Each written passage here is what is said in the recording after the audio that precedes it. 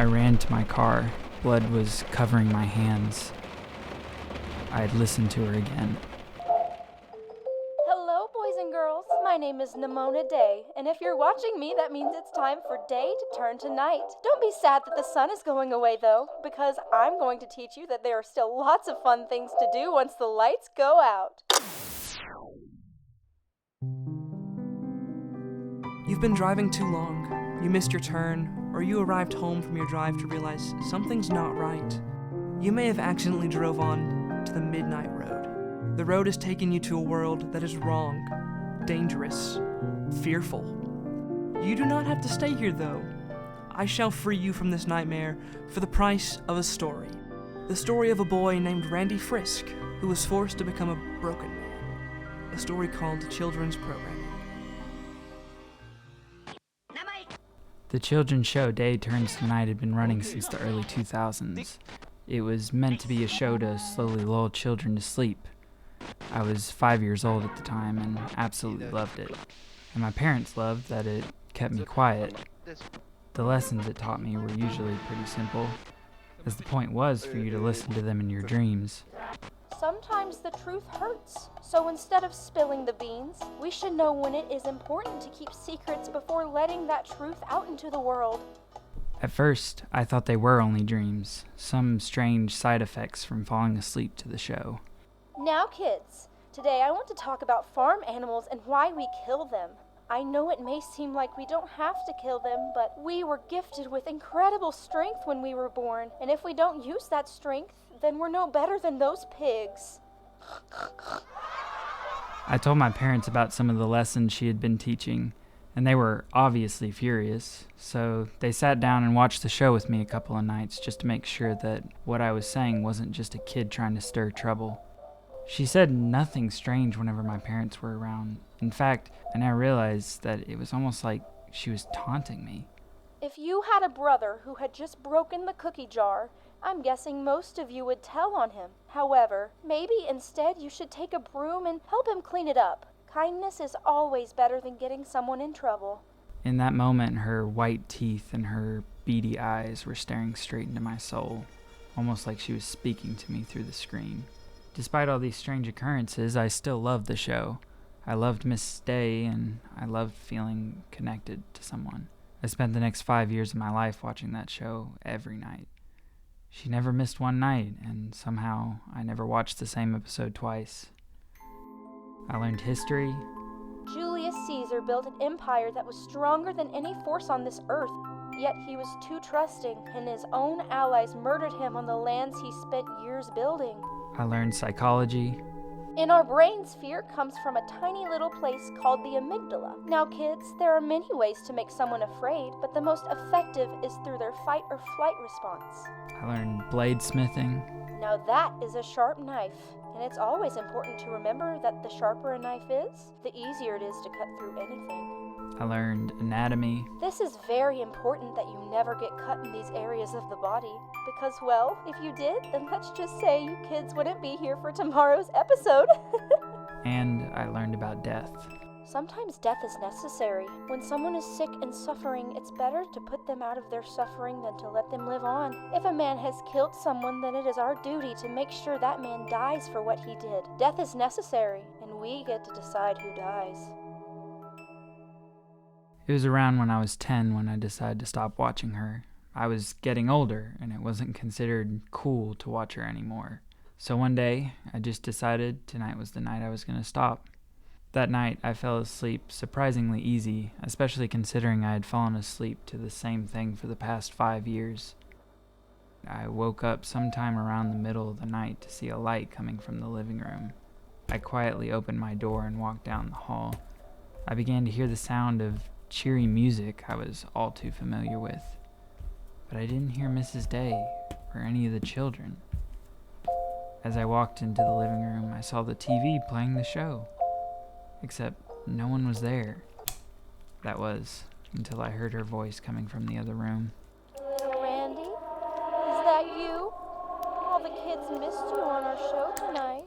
I ran to my room and slammed the door shut. My parents came in soon after to see what the fuss was about. They checked the living room only to find the TV wasn't on. The entire house was silent. Eventually, Day Turns to Night got canceled like any other show, and I went on thinking that night was a bad dream caused by a kid feeling guilty and having a wild imagination. That's what I thought for 25 years. I spent most of my life like a stray puzzle piece. I was never quite able to fit into place. I never really got over that old show. One day I found out my dad had passed on, and while I was searching through his old stuff, I came across these old videotapes.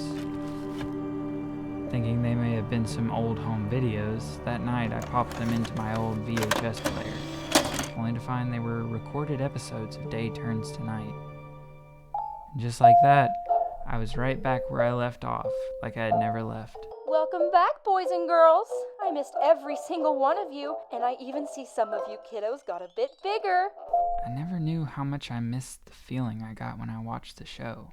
Now, even though you're a bit bigger, it doesn't mean that you won't drift apart from people. It happens. That's life. The important thing to remember is drifting apart only means coming back together will feel even better. Isn't that right, Randy? I stood there in shock. Was I hearing things? Now, Randy, nobody likes a grouchy grump. No, you're not real. I was always so much more real than anyone else in your life, and there was a reason for that. Now, don't you think he's ready, kids? My face got close to the TV, almost like I was being drawn to it. I was nearly touching the screen by this point. What are you talking about? Don't you remember what I taught you about death? It's time for you to decide who dies.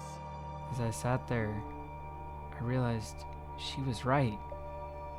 I was never able to understand anyone because I couldn't trust them. Every time I told the truth, I was told it was lies and that I was the one in the wrong. Maybe it was time I started taking people's lives into my own hands, showing them my strength. I didn't even take the time to realize I wasn't acting like myself before I was grabbing the sharpest knife from my kitchen. Go to the park, find someone alone, and remember what I taught you.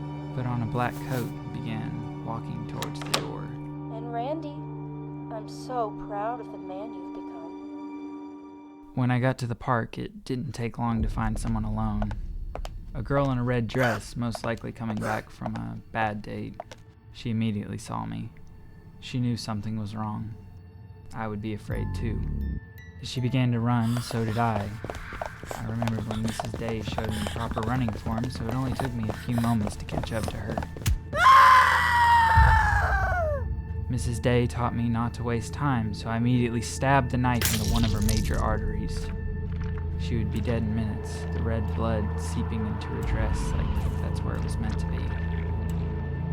As I stood over her body, I was that same little kid again, watching that TV, as Mrs. Day told me.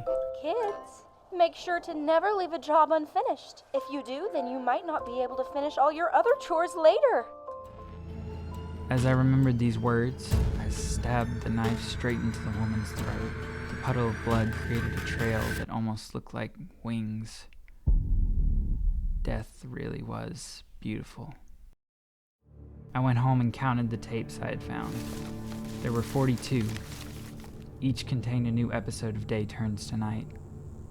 I wanted to stop watching, stop hurting people.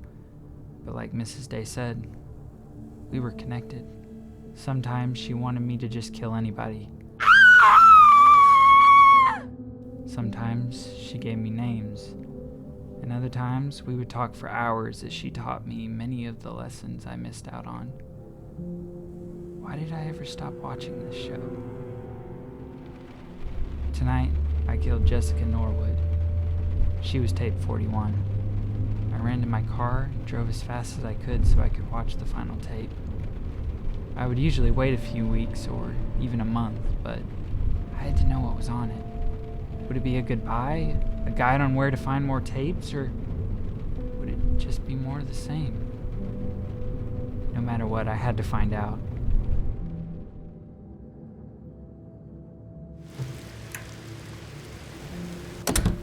As I got home, I slid in the last tape, waiting in anticipation as Mrs. Day began to speak. Little Randy, you have done so much good for the world. Kids and I are so proud of what you have accomplished. There is only one more death that is necessary. Her voice was like thousands of angels ripping the head off Lucifer. It was beautiful. Yes, who must I kill to be among your children? She looked at me, and that smile I had seen 1,000 times came across her face. She said one word before the tape ended. Yourself?